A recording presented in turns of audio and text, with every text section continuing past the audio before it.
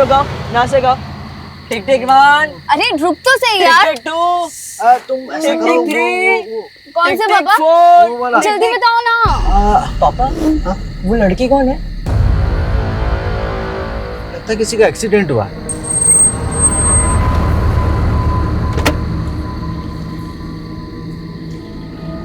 क्या हुआ बेटी? तुम चिंता मत करो, मैं डॉक्टर हूं, मैं देखता हूँ। लेकिन इन्हें हुआ क्या है?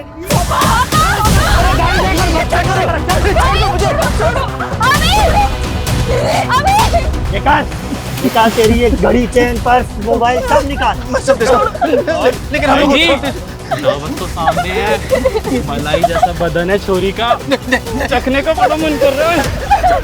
गिरोह के नियम भूल गया है क्या? जनानियों की इज्जत करनी पड़ेगी। किसी भी औरत की बेइज्जती करी तो उसकी हाय लगेगी। अरे उल्टी गिनती शुरू हो जाएगी तेरी। भाई जी, है?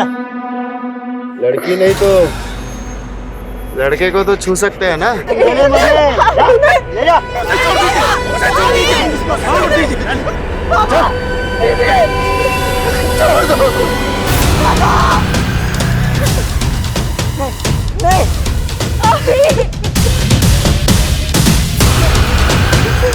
अबे रुक, मुझे जाने दो, कौन हो तुम? इस इलाके का राजा हूँ मैं, गब्बर। नमस्कार, मैं रेणुका शहाणे क्राइम पेट्रोल सतर्क में आपका स्वागत करती हूँ। आग के लिए जैसे पानी का डर बना रहना जरूरी है, ठीक उसी तरह एक अपराधी के भीतर कानून का, पुलिस प्रशासन का खौफ बना रहना अनिवार्य है। लेकिन गब्बर और उसका गिरोह जिस तरह खुलेआम एक के बाद एक जुर्म को अंजाम दे रहा था, उससे पूरे शहर में एक दहशत का माहौल बन गया था। ये केस अपने आप में एक अनोखा केस था। गब्बर ये महज एक नाम नहीं रह गया था, बल्कि पूरे राज्य के लिए खौफ का, आतंक का प्रतीक बन गया था। इस केस में आपको कई ऐसी वारदातें देखने मिलेंगी जो जितनी भयानक है उतनी ही विचित्र और अकल्पनीय भी। इस वारदात के बाद पुलिस पर मीडिया और जनता का दबाव बढ़ा। पुलिस ने गब्बर को पकड़ने के लिए एक SIT यानी स्पेशल इन्वेस्टिगेशन टीम का गठन किया। लेकिन 20 सालों से पूरे राज्य को त्राहिमाम करने वाले गब्बर सिंह को पकड़ने का ये मिशन कई चुनौतियों से भरा था।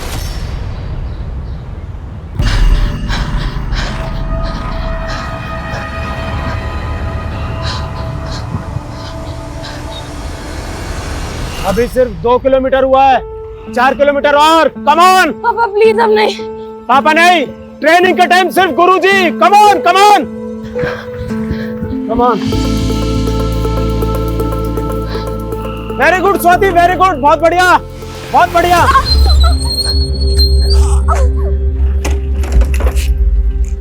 क्या हुआ? गुरुजी, मेरे पैर की नस खिंच गई है शायद। रुक रुक रुक रुक, यहाँ ये रुक, पैर सीधा रख। हाँ आराम से, हाँ चल आजा। हाँ आराम से आराम से, ठीक है। ये ले बेटा, मट्ठा पी ले। ये ले बेटा। हेलो, हाँ भैया। हाँ नहीं, मैं बस आ रही हूँ। गुरुजी मेरा रिक्शा आ गया, मैं चलती हूँ। ध्यान से, पैर पे ज्यादा वजन मत डालना। अभी तेल की मालिश की है, पट्टी की है। कल अखाड़े आएगी ना तो एक बार तेल की मालिश और कर दूंगा, दर्द चुटकियों में चला जाएगा। ठीक है, चल मैं छोड़ देता हूँ। रिद्धि, स्वाति दीदी को नीचे तक छोड़ो। हाँ रिद्धि बेटा, छोड़ दो। और हाँ, वो ऑटो तक छोड़ना। हाँ, आज इतनी तेज भागी गई।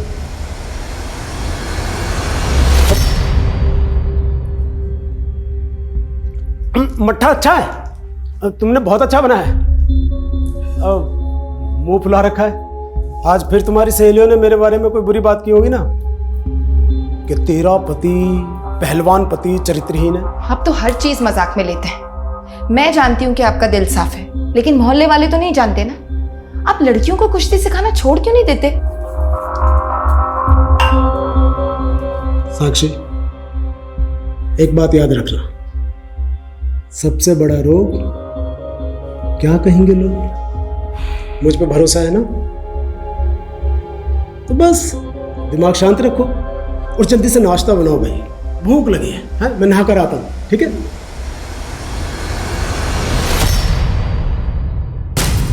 1999 गब्बर के खिलाफ पहला केस दर्ज हुआ 1999 में। और पिछले 20 सालों में उसके खिलाफ 200 केस दर्ज हुआ। शुरुआत छोटी मोटी चोरी चकारी से हुई, लेकिन आजकल वो लोगों को खुलेआम लूट रहा है। लेकिन सर 2014 से गब्बर का गिरोह किसी भी मर्डर में इन्वॉल्व नहीं था। पर पिछले 5 साल में 35 मर्डर केस दर्ज हुए, जिनमें ज़्यादातर पुलिस वाले हैं। सर लोग उसे गब्बर क्यों बुलाते हैं? जब पकड़ लेंगे तो खुद ही पूछ लेना। गब्बर का गिरोह दिल्ली से लेकर जोधपुर जाने वाला जो हाईवे है, उस हाईवे और उसके आसपास जो बाईपास है, वहाँ पर ज़्यादा एक्टिव है। हाल फिलहाल में उसने ज़्यादातर वारदातों को यही अंजाम दिया है, इसलिए हम शुरुआत यहीं से करेंगे। गब्बर को पकड़ने के लिए मैंने तो अंडर कवर ऑफिसर्स को बुलाया। सर गब्बर को आज तक किसी ने नहीं देखा।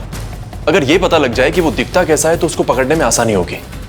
वो बच्चा अभी हमारी हेल्प कर सकता है सर। अभी फिलहाल सदमे में, फिर भी कोशिश करते हैं। बुलाओ सर।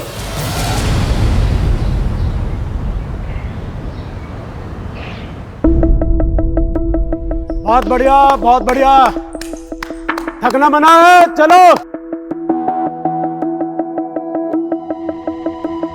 बहुत बढ़िया,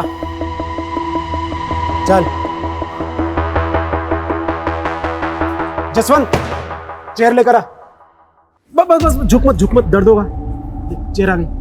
बैठ बैठ बैठ बैठ बैठ, आराम से आराम से आराम से आराम से आराम से रख। बैठ। दर्द है? बहुत ज्यादा? अच्छा, घबराने की जरूरत नहीं है। मैं अभी तेल लगा दूंगा ना, मालिश कर दूंगा तो सारा दर्द खत्म हो जाएगा। और जब दर्द खत्म हो जाएगा तो मुझे रेस में रहेगी ना। आराम से आराम से आराम से आराम से पैर नीचे रख। चलो खड़ी हो। चलो भाई, सब अपनी प्रैक्टिस जारी रखो। चलो चलो, आराम से आराम से आराम से। चलो चलो चलो चलो चलो चलो। हाँ, नाश्ता आ गया भाई। चलो बैठो बैठो बैठो, नाश्ता करो।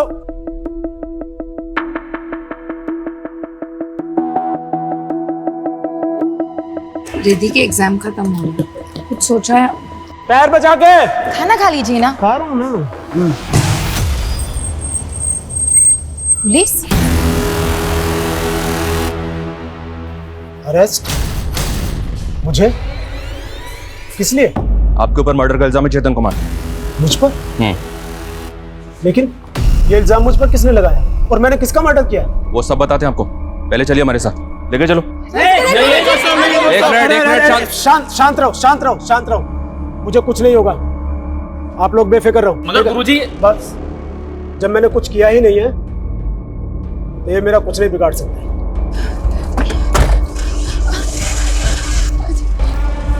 ऐसे कैसे ले जा सकते हैं आप? ऐसे नहीं ले जा सकते आप इन्हें। देखिए, आपके कहने पर मैं आ तो गया हूँ, लेकिन आप ज्यादा दिनों तक मुझे यहाँ रख नहीं पाएंगे, क्योंकि ये खबर अब तक पूरे इलाके में आपकी तरफ फैल चुकी होगी। और जिन लड़के लड़कियों को मैं ट्रेनिंग देता हूँ ना, वो मुझे अपना गुरु मानते हैं और वो अपने गुरु का अपमान बर्दाश्त नहीं करेंगे। पुलिस को धमकी दे रहे हो? नहीं, सलाह। अरे वाह, तुमने तो इतनी जल्दी पेशा बदल दिया, कुश्ती छोड़ के ज्योतिष बन गए। जब मैं कुश्ती लड़ता था ना, तो सामने वाले पहलवान को देखकर भांप लिया करता था कि कितनी देर टिके। मेरे आगे लोग ज्यादा देर तक टिक नहीं पाते हैं। पर ये तुम्हारा अखाड़ा नहीं है। और एक बात, केस सबूतों पर टिकता है और हमारे पास तुम्हारे खिलाफ ठोस सबूत है। अब भी वक्त है, जो भी सच है बता दो, वरना बहुत लंबा जाओगे चेतन कुमार।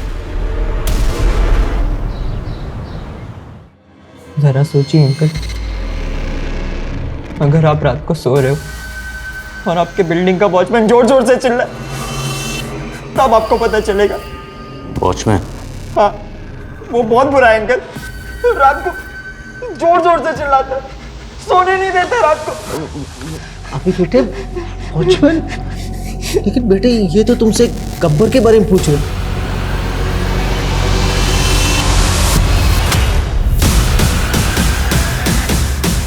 टैटू, ठुकरी का टैटू कौन से हाथ पे था? राइट हैंड पे? हाँ, नहीं, लेफ्ट, राइट, लेफ्ट, राइट। अभी अभी अभी it's okay, it's okay, relax. अभी भूल जाओ ठुकरी को। इधर देखो, देखो आपके पापा और दीदी तो उनका चेहरा नहीं देख पाए थे। और आपने तो उनका चेहरा देखा होगा, वो आपको साथ में लेकर गए। किसी का चेहरा याद? अब प्लीज सर, ये जितना जानता था बता चुका है, इसे और टॉर्चर मत कीजिए, हमें जाने दीजिए। ये क्या बोल रहे हैं सर आप? गुरुजी ने खून किया है, मैं नहीं मानता सर। सर हम मान ही नहीं सकते सर, गुरुजी को किसी ने फंसाया है, वरना गुरुजी तो काफी भले इंसान है। तुम यहाँ पे कब से ट्रेनिंग ले रही हो? सर 3 साल से मैं यहाँ कुश्ती सीखना चाहती थी, लेकिन मेरे बाबूजी को ये सब पसंद नहीं था। गुरुजी ने काफी समझाया बाबूजी को, लेकिन वो नहीं माने। तब तो इस बात को लेकर तुम्हारे पिताजी को चेतन पे बहुत गुस्सा भी आया होगा। मोहल्ले में सब गुरुजी से नाराज है, लेकिन गुरुजी को इन सब की परवाह नहीं है। पिछले 3 साल से गुरुजी मेरा रहना, खाना, पीना, ट्रेनिंग सबका खर्चा उठा रहे हैं। लास्ट ईयर जब मैंने एशियन चैंपियनशिप में सिल्वर जीता था तो मुझे 5 लाख का इनाम मिला था। मैंने जब वो गुरुजी को देना चाहा तो ये रकम तेरी है, तू रख। खिलाड़ी की जिंदगी बड़ी अजीब सी होती है। आज तू जीती है तो ये फूल मालाओं के हार, और अगर कल तुझसे ही कुछ गलती हो गई तो यही लोग जूतों के हार पहनाएंगे। सर गुरुजी ऐसा कुछ भी नहीं कर सकते, कोई उन्हें सच में फंसा रहा है।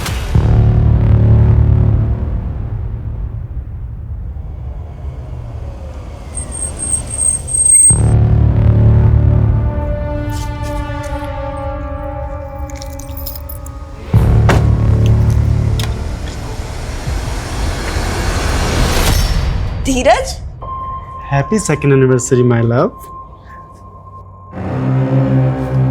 तुम कब आए?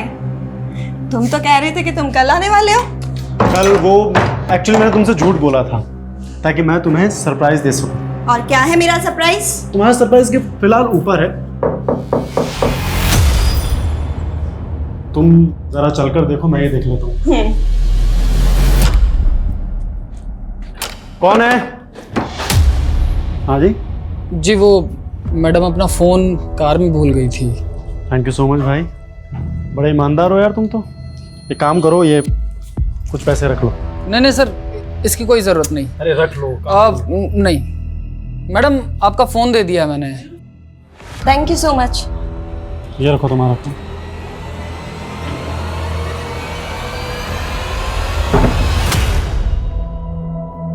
कहाँ है बुखार? ये सब कसरत से बचने के बहाने हैं। चल चल फटाफट उठ, सूरज निकलने से पहले रनिंग के लिए निकलना है। नहीं पापा, कसम से बहुत कमजोरी लग रही है। देखो तुम बहाने मत मेरी तो कोई बात मानते नहीं आप, कम से कम बेटी की तो मान लीजिए। ये क्यों झूठ बोलेगी? ठीक है भाई, आज कर लो आराम। अरे भाई दे तो दी परमिशन, अब आपने क्यों मुंह फुला रखा है? बनिए मत, मुझे पता चल चुका है आपने क्या किया है। क्या? आपने बिना मुझसे पूछे अपनी एफडी तोड़वा ली। अरे वो बच्चों के लिए रेसलिंग मैच और वो डंबल्स लेने थे, इसलिए बस। ये रेसलिंग अखाड़ा बस यही चलता रहता है आपके दिमाग में। घर का खर्चा कैसे चलेगा, रिद्धि की शादी कैसी होगी, सबके बारे में नहीं सोचते आप। अरे वो एफडी हमने रिद्धि की शादी के लिए करवाई थी। हाँ, जब अपनी रिद्धि नेशनल जीतेगी ना तब तुम्हारी सारी शिकायतें दूर हो जाएंगी, देखना। 1000 नाकामयाब खिलाड़ी होते हैं, उसके बाद एक कामयाब होता है। क्या सपने देख रहे हैं आप? सपने देखने वाले ही सपना पूरा करते हैं साक्षी। और मेरा भी सपना है कि मेरे खिलाड़ी ओलंपिक में गोल्ड मेडल जीते, जो मैं कभी नहीं जीत पाया। लेकिन देखना, एक दिन मेरा यह सपना जरूर पूरा होगा।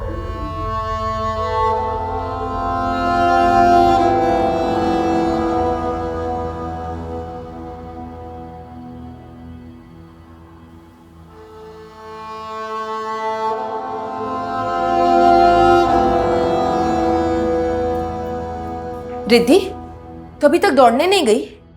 वो माँ, पापा नहीं थे तो मैंने सोचा। यही सीखा है तूने अपने पिता से? अच्छी खिलाड़ी बनना है ना तुझे? हाँ माँ, बनना है। मैं चाहती हूँ जब वो वापस आए तो उन्हें ऐसा लगे कि उनकी गैर हाजिरी में तू एक पल के लिए भी उनके सपने को नहीं भूली है। समझ रही है ना तू? तो चल तैयार हो जा, जूते पहन, दौड़ लगाने जा। चल, शाबाश।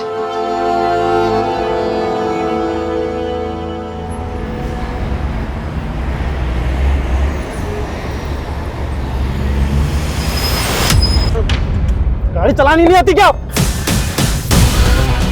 कौन हो तुम लोग?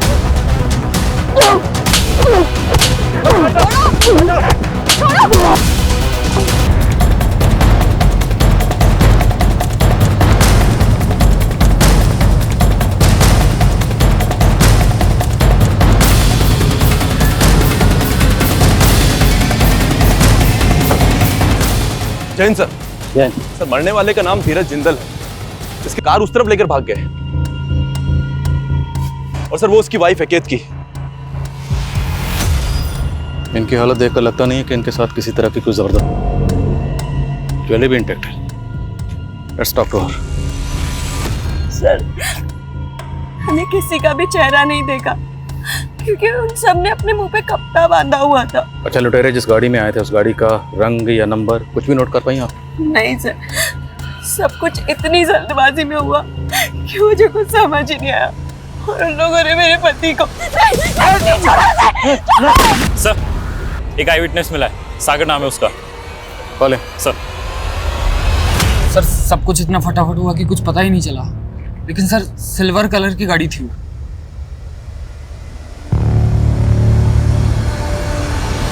गाड़ी का नंबर नोट कर पाए? सर मैं जल्दबाजी में गाड़ी के नंबर पर तो ध्यान नहीं गया मेरा। कितने लोग थे? सर लगभग 3-4 लोग थे। किसी का चेहरा देख पाया? सॉरी सर, सबने अपने चेहरे ढके हुए थे। अपना फ़ोन नंबर और एड्रेस इन्हें दीजिए, अगर ज़रूरत पड़ी तो आपको कॉल करेंगे। सर ये काम गब्बर गिरोह का लगता है क्योंकि इसी रास्ते पर उसने पिछले 2 हफ्तों में कई लोगों को लूटा है। लेकिन सवाल ये है, अगर ये काम गब्बर गैंग का है तो उन्होंने सिर्फ कार को क्यों लूटा? ज्वेलरी को हाथ तक नहीं लगा और गब्बर ने आज तक किसी सिविलियन को नहीं मारा। यहाँ एक सिविलियन की मौत हुई है। एग्जैक्टली सर, जिन 35 लोगों को उसने मारा है उसमें से 15 तो पुलिस वाले थे और बाकी 20 लोग गैंग वॉर में मारे गए थे। लेकिन सर अगर ये गब्बर गैंग का काम नहीं है तो फिर क्या कोई नया गिरोह है? फिलहाल ये कहना मुश्किल है कि कोई नया गिरोह है या गब्बर का ही गैंग है, लेकिन इतना ज़रूर है जिस तरीके से वारदात को अंजाम दिया गया है तरीका गब्बर का नहीं। सॉरी सर, आपके लिए एक सलाह है, आप भी वर्जिश किया कीजिए, शरीर चुस्त रहेगा। हाँ, आप कुछ पूछ रहे थे, पूछिए। 12 जून को कहाँ थे तुम? 12 जून आप कहाँ थे? सवाल पहले मैंने किया चेतन कुमार, तो जवाब भी आप ही दे दीजिए। मैं तो शायद थाने में ही था। लेकिन पक्का आप थाने में थे? तो मेरा जवाब भी कुछ ऐसा सही है, मैं भी अखाड़े में ही था शायद। लेकिन तुम्हारा फोन बलराम के एरिया में एक्टिव था, वो एरिया जहाँ पे उसका मर्डर हुआ था। ये कॉल डिटेल्स है तुम्हारी, इससे साबित होता है कि जब बलराम का मर्डर हुआ था तुम्हारा फोन वहीं पे एक्टिव था और तुम भी वहीं थे। साहब मैं ठहरा पहलवान आदमी, मोटी बुद्धि का, मुझे ये सब बातें कहाँ समझ में आती हैं। अब वैसे आपसे एक सवाल कर सकता हूँ? जब आपने मुझे अरेस्ट किया तो आप गांधीनगर गए थे क्या? नहीं। क्यों? आप नहीं गए थे, लेकिन मैं दावे के साथ कह सकता हूँ क्या आप अपने मोबाइल की लोकेशन निकलवाइए, पक्का गांधीनगर निकलेगी।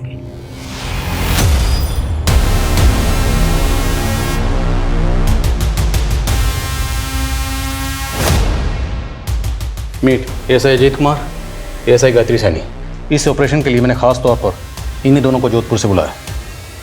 मैं चाहता था कि हमारी टीम में कुछ ऐसे लोग शामिल हों जिनके बारे में यहाँ के लोगों को पता ना हो कि पुलिस वाले हैं। इन दोनों को अंडर कवर कॉप का अच्छा खासा तजर्बा है।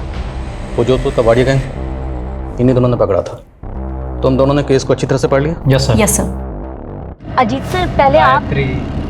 सर मत बोल, इस वक्त हम पति पत्नी की एक्टिंग कर रहे हैं, भूल गई क्या? भूल गई सर, सॉरी। अजीत सर कहने की आदत है ना।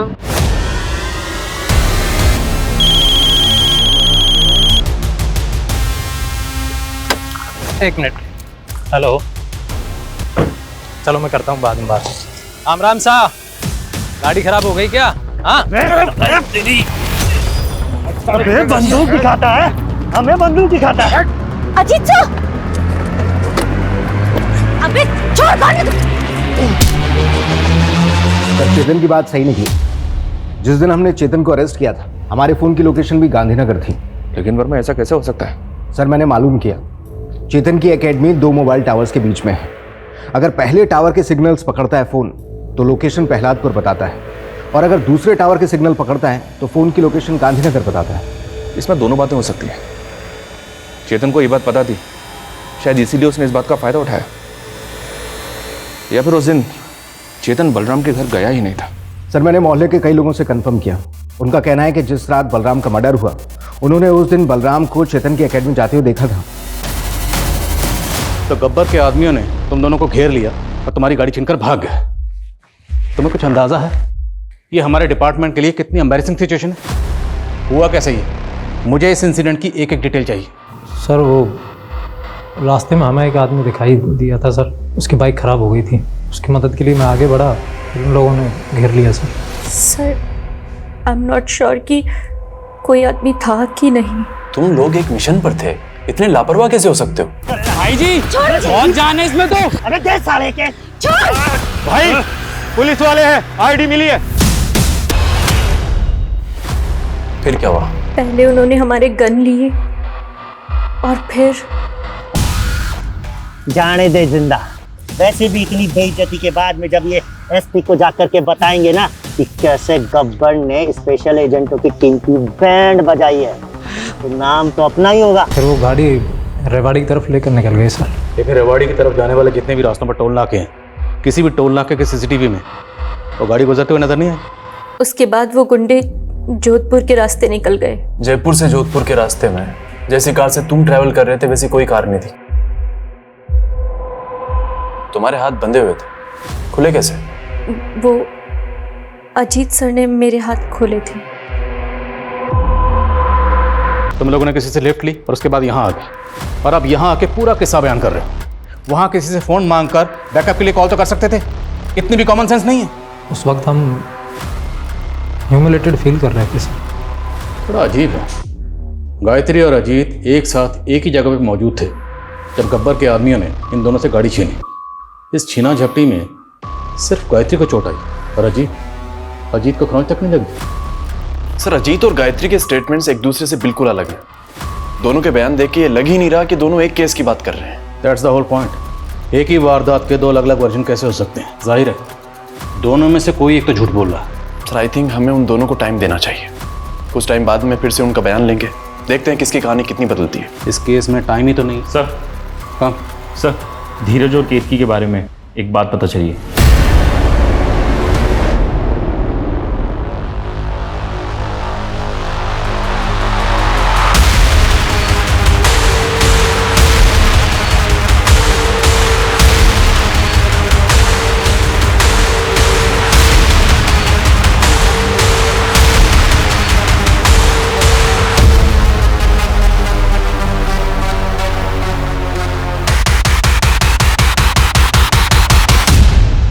हाँ सर, धीरज दोस्त था मेरा, लेकिन एक नंबर का लफंगा आदमी था। केतकी के पैसों से उसका घर चलता था और जब वो बेचारी बाहर जाती थी तो वो किसी भी लड़की को बुला लेता था, कहता था कज़न है। और ऑफिस में भी सर उसकी लड़कियां बहुत कंप्लेंट करती थी। नहीं सर, धीरज कभी कभी दूसरी औरतों की तरफ देख जरूर लेता था, बट आई डाउट कि वो ऐसा कुछ कर सकता है, बिकॉज वो एक नंबर का डरपोक आदमी था सर। चेतन कुमार, तुम्हारी टॉवर वाली बात तो सही निकली, लेकिन इससे ये साबित नहीं होता है कि तुम निर्दोष हो। अगर तुम वाकई में खुद को निर्दोष साबित करना चाहते हो तो मर्डर वाले दिन शुरू से लेकर आखिर तक बताओ हुआ क्या था। जिस रात बलराम का मर्डर हुआ उस दिन सुबह वो मुझसे मिलने के लिए मेरी रेसलिंग एकेडमी आया था। जसवंत, मुझे गुरुजी से बात करनी है। तूने गुरुजी का पहले ही बहुत अपमान कर दिया है, तू जा यहाँ से अब। जसवंत शांत हो। यह अखाड़ा हमारा मंदिर है और यहाँ जो कोई भी आता है वो हमारा मेहमान है। बलराम, अब क्या हुआ? अभी भी कोई आरोप लगाना है मुझ पर? माफी मांगनी है आपसे गुरुजी। मैंने अपनी नाकामयाबी का गुस्सा आप पे निकाला, मुझे माफ कर दीजिए गुरुजी। बलराम, बलराम खड़ो, जा, माफ किया। गुरुजी, अगर आज आप मेरे घर पे चाय के लिए आएंगे तो मुझे भरोसा हो जाएगा कि आपने मुझे माफ कर दिया। आएंगे ना गुरुजी? बहुत अच्छा लगा आप मेरे कहने पर हमारे घर आए। ये लीजिए चाय। अरे भैया, आप चाय के साथ कचौरी नहीं लाए? हाँ तो बस अभी 2 मिनट में लेता हूँ नंदू की दुकान से। अरे नहीं नहीं नहीं, उसकी कोई जरूरत नहीं। अरे गुरुजी, इसकी जरूरत है। इसी बहाने से हम थोड़ी देर बातचीत कर लेंगे। घनश्याम भैया आप जाइए, मैं बस अभी। आप मना मत कीजिए गुरुजी, और आइए अंदर बैठ के आराम से बात करें। आइए। फिर मैंने चाय नाश्ता किया और वहां से चला गया। यानी जब तुम बलराम के घर से निकले तब बलराम जिंदा था और उसका बड़ा भाई घनश्याम वही था? जी। ये बात आपने हमें पहले क्यों नहीं बताई? क्योंकि आपने पूछी नहीं।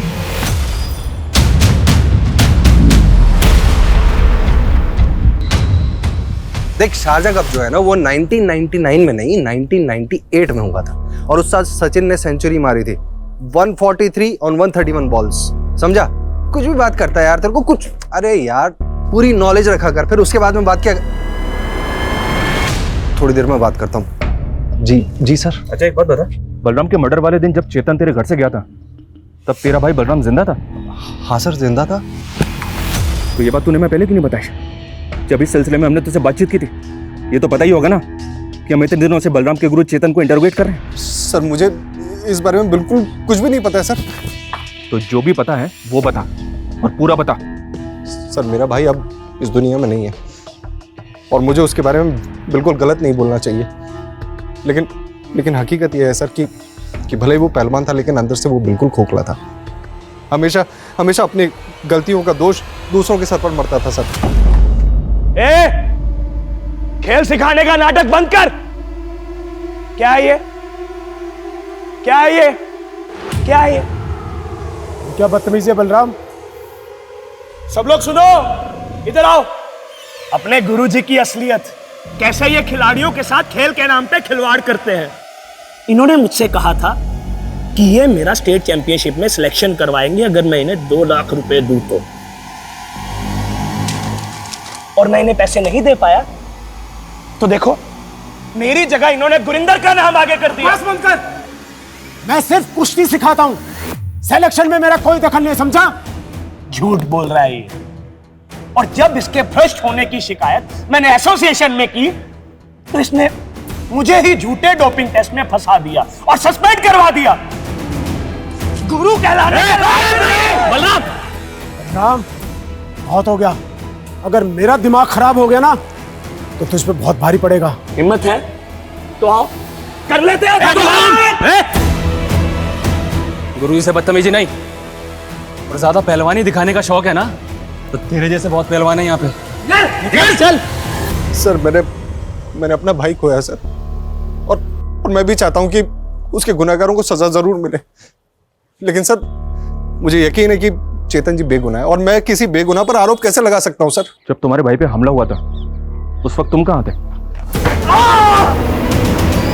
उस वक्त मैं चेतन जी के साथ ही निकल गया था सर। वो एक दोस्त के यहाँ पार्टी थी तो वहीं पर गया था। ये चेतन तुम्हारे घर पे कब आया था, और जब वो घर से गया तब कितना बजा था? सर वो टाइम तो मुझे याद नहीं है सर, वो, लेकिन हाँ सर अंधेरा हो गया था। सर क्या है ना, मेरी याददाश्त थोड़ी कमजोर है सर। अभी क्रिकेट के बारे में तुझे सब याद था, अभी अचानक से याददाश्त भी चली गई। थाने चल, सब याद आ जाएगा तुझे। सर मैं सच बोल रहा हूँ सर, मेरी बात पे यकीन कीजिए सर। सर 1 मिनट रुकिए, मैं मेरे पेपर्स लेके आता हूँ सर।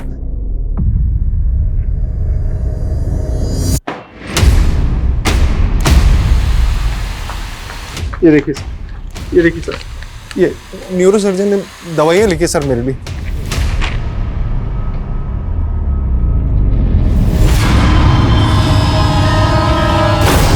अजीत की जिंदगी का जिस तरह अंत हुआ वो वाकई दुखद था, लेकिन वो क्या वजह थी जिसने अजीत को इतना बड़ा कदम उठाने के लिए मजबूर किया, ये राज अब भी बना हुआ था। तो दूसरी ओर ये साबित हो सके ऐसा कोई सबूत पुलिस को नहीं मिल पाया था। कई ऐसे राज थे जिनसे पर्दा उठना अभी बाकी था। मेरी वजह से अजीत सर ने खुदकुशी की। उस दिन क्या हुआ था गायत्री, बोलो।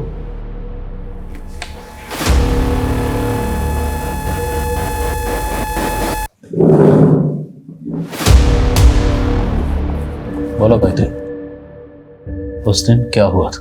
उस दिन मेरा रेप हुआ था सर।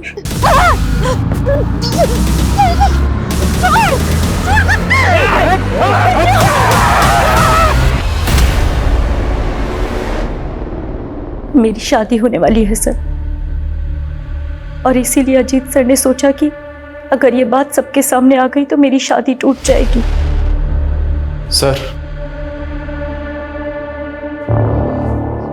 सर मैंने धीरज की वाइफ केतकी की डिटेल्स निकाली। वो जो ड्राइवर आई विटनेस बन के हमारे सामने आया था। सागर? जी सर, सागर। दरअसल वो केतकी का बॉयफ्रेंड है।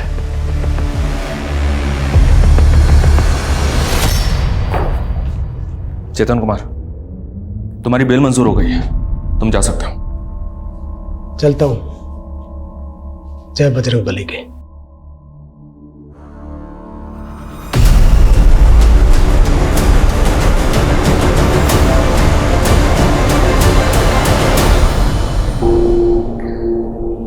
सागर?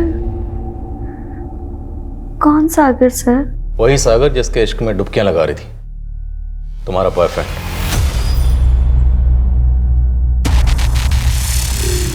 बहुत दर्द हो रहा है, आप प्लीज डॉक्टर को बुला देंगे? अब तुम्हारा इलाज डॉक्टर ने, तुम्हारा इलाज हम करेंगे। पूजा, लेके आओ मैडम को। सर, मेरा पति एक ठग था। वो पॉन्जी स्कीम चलाता था। खुद तो चला गया, लेकिन जिन लोगों ने इन्वेस्ट किए थे वो सब मेरे पीछे पड़ गए थे। इसलिए हॉस्पिटल में एडमिट होने का झूठा नाटक किया। तो मैं बेचारी क्या करती सर? मैं अकेली बेसहारा औरत, सब सारे पैसे मांग रहे थे सर मुझसे। अरे पूजा, मैडम को अच्छे से रुलाओ, मदद करो। नहीं सर, मैं ठीक हूँ। तो ठीक से जवाब दो। जिस दिन जिस जगह तुम्हारे शौहर धीरज, वहां तुम्हारा बॉयफ्रेंड सागर भी मौजूद था। क्यों? वो तुम दोनों को फॉलो कर रहा था ना? सागर ने भी धीरज की इस स्कीम में पैसे इन्वेस्ट किए थे। उसे बस अपने पैसे चाहिए थे, इसलिए वो हमें फॉलो कर रहा था। तुम्हारे और तुम्हारे बॉयफ्रेंड सागर, इन दोनों के बीच में कबाब में हड्डी था तुम्हारा शौहर धीरज, जिसे तुम दोनों ने बाहर फेंक दी। नहीं सर, ऐसा कुछ भी नहीं है। मैंने धीरज को नहीं मारा। और सागर से अफेयर, सर सागर से अफेयर भी मैंने धीरज से परेशान होकर के ही किया था। अरे सर, एक मिनट। सर, पिछले 18 सालों में गब्बर के खिलाफ हुए सारे केसेस इस फाइल में हैं। और सर, उसी पैटर्न के दूसरे केसेस और सारे विक्टिम्स के स्टेटमेंट्स इन दोनों फाइल्स में हैं। सर, क्राइम की मॉडस ऑपरेंडी चेक करते हुए मैंने रियलाइज किया कि एक स्पेसिफिक पैटर्न बन रहा है। पूरी टीम को बुलाओ और केतकी को वार्निंग देकर छोड़ दो, और उसे कहो शहर छोड़ के कहीं ना जाए। सर, पिछले 18 सालों में 200 से 300 केसेस रजिस्टर्ड हुए हैं, और इन सारे केसेस की मॉडस ऑपरेंडी गब्बर की मॉडस ऑपरेंडी से मैच होती है। और मैं I come in sir? Yes Gayatri, you can also join. Thank you sir. Welcome. और इन सभी केसेस में एक चीज कॉमन है, जहां जहां ये लूट हुई है वहां पे एक आदमी नजर आता है। वो आदमी कभी होता है, कभी अंदर होता है। और इनके साथ एक 13-14 साल की बच्ची भी नजर आती है। और आखिरी 2 केसेस में जो आदमी नजर आया था उसकी उम्र काफी थी, एक उम्र दराज आदमी था, तकरीबन 50 से 60 साल की उम्र का। और ये लोग सिर्फ टारगेट को रोकने का काम करते हैं, ये लूट में इन्वॉल्व नहीं होते। ये गिरोह दिल्ली जोधपुर का जो हाईवे है, इस 400 किलोमीटर के एरिया में एक्टिव है। उस हाईवे के आसपास के 20-21 शहरों के लोगों को ये अपना टारगेट बनाते हैं। आज तक जितनी भी वारदातें हुई हैं, वहाँ की लोकल पुलिस ने कुछ स्केचेस भी बनवाए विक्टिम की हेल्प से, लेकिन अभी तक कोई भी पकड़ा नहीं जा सका। उसकी वजह यह है कि गिरोह जो है हाईवे के आसपास किसी भी गांव या शहर में नहीं रहता, ये जंगलों में रहते हैं। जंगलों से आते हैं, लूटपाट मचाते हैं, वारदात को अंजाम देते हैं और वापस जंगल में चले जाते हैं। लेकिन सर, वो बूढ़ा आदमी, वो काफी कमजोर है, वो जंगलों में नहीं रहता होगा। राइट, वो बूढ़ा आदमी इस केस की कमजोर कड़ी है। ये बूढ़ा आदमी है, हमें इसी को टारगेट करना है, ढूंढना है इसे। लेकिन सर, ये तो बहरूपिया है, वेश बदल कर घूमता है, उसको पकड़ेंगे कैसे? एक तरीका है, इस हाईवे के आसपास जितने भी हॉटस्पॉट हैं, जितने भी ऐसे एरिए हैं जहाँ पे अगली वारदात होने के चांसेस हैं, वहाँ पे 2-2 लोगों की टीम बनाओ, खबरियों को एक्टिव करो और सारे हॉटस्पॉट पर 24 घंटे नजर रखो। एक और बात सर, अभी ने कहा था कि गब्बर की गैंग के किसी एक आदमी के हाथ में उसने टैटू का निशान देखा। Right, tattoo. वो टैटू कुछ इस तरह का है। इस टैटू को गौर से देखो, ये कोई ट्रेडिशनल टैटू लगता है। जंगल और पहाड़ के आसपास जितने भी इस तरह के टैटू बनाने वाले हैं, सबसे पूछताछ करो, हो सकता है इस गिरोह के कोई क्लू मिले। So you guys are ready? Sir.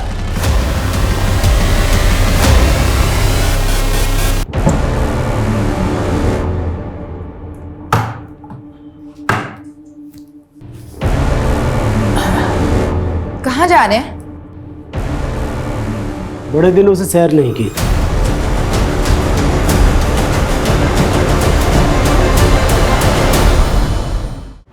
Police team highway से जुड़े उन सभी इलाकों में अपनी नजर बनाए हुए थी जहां लूट को अंजाम दिया गया था और आखिरकार 15 दिनों के बाद उनको एक सफलता हाथ लगी।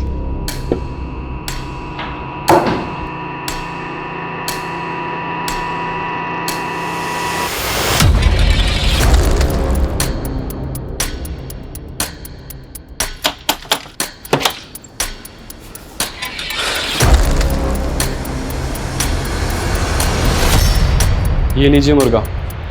पिछली बार कच्चा रह गया था, इस बार ठीक से पकाइएगा। जाइए।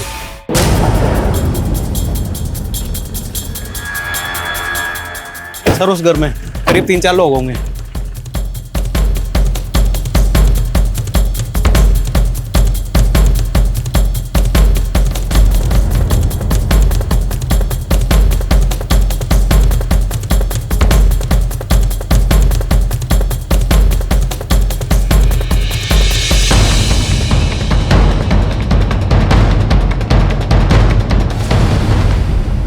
हाँ तैयार हो गया है।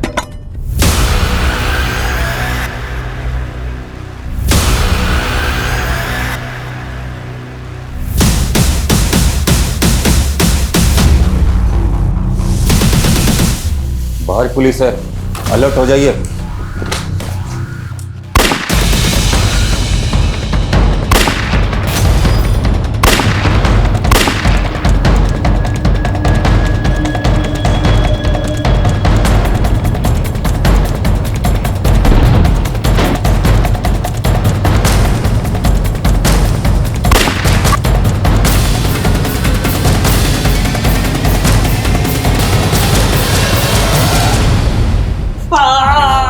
फिक्र मत कर, इतनी आसानी से तुझे मारने नहीं देंगे।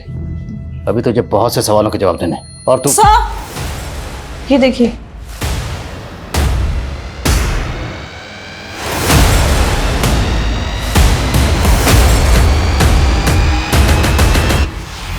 मरने वाले के हाथ में वैसा ही टैटू था जैसे गब्बर के हाथ में था।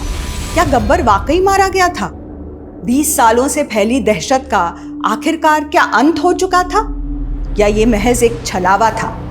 क्या गब्बर इस बार फिर पुलिस को चकमा देने में कामयाब हो गया था? दूसरी ओर पुलिस के हाथ कोई नया सुराग नहीं लगा था।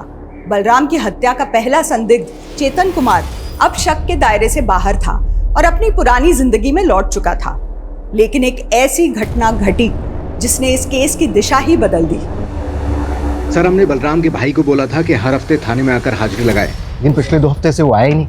मैंने घर जाकर मालूम किया तो पता चला कि घर पर ताला लगा हुआ, लगता है फरार हो गया। वर्मा, इस केस को हमें अलग अलग एंगल से देखना होगा। एक काम करो, सबसे पहले ये पता करो कि बलराम और चेतन के बीच में रिश्ते कैसे थे, और इस घनश्याम का भी तुरंत पता करो। बच के जाना नहीं चाहिए वो। सर, सरकारी गवाह बन जाओ। मैं कोशिश करूंगा कि तुम्हारी सजा कम हो, और ये भी कोशिश करूंगा कि गब्बर के ऊपर जो इनाम था वो भी तुम्हें मिले। वैसे बच्ची है कौन? वो गब्बर की बेटी है। उसकी मां मर चुकी है, और वो घर में मरने वाला गब्बर नहीं, बंसी था। तुम्हारा गब्बर से क्या रिश्ता है? मैं सुमित का नाना हूं, जिसे आप गब्बर के नाम से जानते हैं। सुमित का बाप लुटेरा था, कालिया डाकू। सुमित को भी जेल हुई। नाबालिग था, इसलिए उसे सुधार गृह में भेज दिया गया। फिर सुधार गृह से वो भाग करके बाहर निकला और उन 5 गांव वालों को मार गिराया। वहां से वो गब्बर बन गया। ये सुमित और गब्बर कहाँ मिलेगा?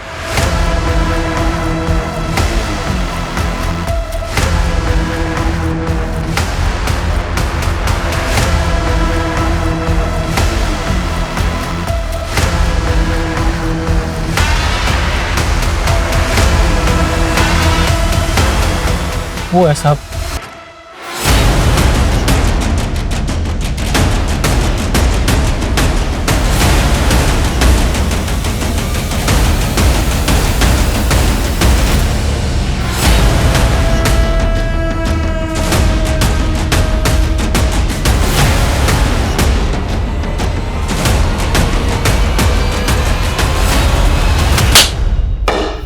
कितने कत्ल किए कभी गिना नहीं, होंगे कोई 35-36। तुमने जितनी भी लूटपाट की, लेकिन आज तक किसी सिविलियन को नहीं मारा, तो फिर धीरज को क्यों मारा? एक आदमी की सुपारी उठाई थी, फिर मेरे लड़कों को मजा आने लगा।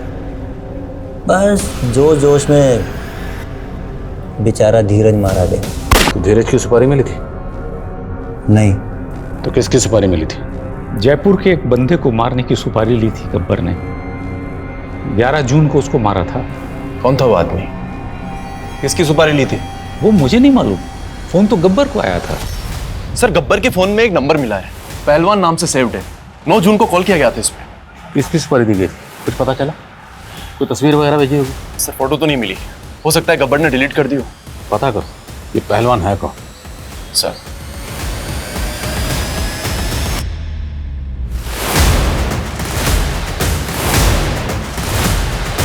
सर, निर्माण नगर पुलिस ने पहलवान को अरेस्ट कर लिया है। चेतन पहलवान ने जिंदगी में सिर्फ एक ही चीज कमाई, इज्जत। और वो मेरी इज्जत की धज्जियां जगह जगह पर उड़ा रहा था, अपनी औकात भूल गया था साला। इसलिए तूने गब्बर को सुपारी दी थी। गब्बर होगा आपके लिए, मेरे लिए मेरे बचपन का दोस्त है सुमित। आज तो मुझे हरा के रहूंगा सुमित। मजाक अच्छा कर लेता है चेतन, अब देख। मैंने उससे मदद मांगी। अरे शांत हो जा मेरे पहलवान। नहीं सुमित, उसने मेरी इज्जत मिट्टी में मिलाई है। मैं उसका नामो निशान मिटा देना चाहता हूँ। तूने कह दिया तो समझ, हो गया उस पहलवान का राम राम। मैं तेरे साथ रहूंगा, मैं अपने हाथों से उसे मारना चाहता हूँ। मेरे ही अखाड़े में आकर मेरी इज्जत उतारेगा। हाँ क्या देखा? कुछ नहीं। जैसा हम बोलेंगे वैसा करेगा ना तो जिंदा रहेगा, वरना तेरी भी हालत तेरे। बलराम के भाई घनश्याम ने बताया कि जब तुम वहां से गए उस वक्त बलराम जिंदा था। क्योंकि मैंने घनश्याम को मुंह बंद रखने के पैसे दिए थे। तो खुद को खिलाड़ी कहता है हा? एक खिलाड़ी अपना दिमाग, अपना जोश, अपनी ताकत खेल में लगाता है, ना कि दूसरों की जिंदगी से खेलता है। लेकिन उस ने मेरी इज्जत।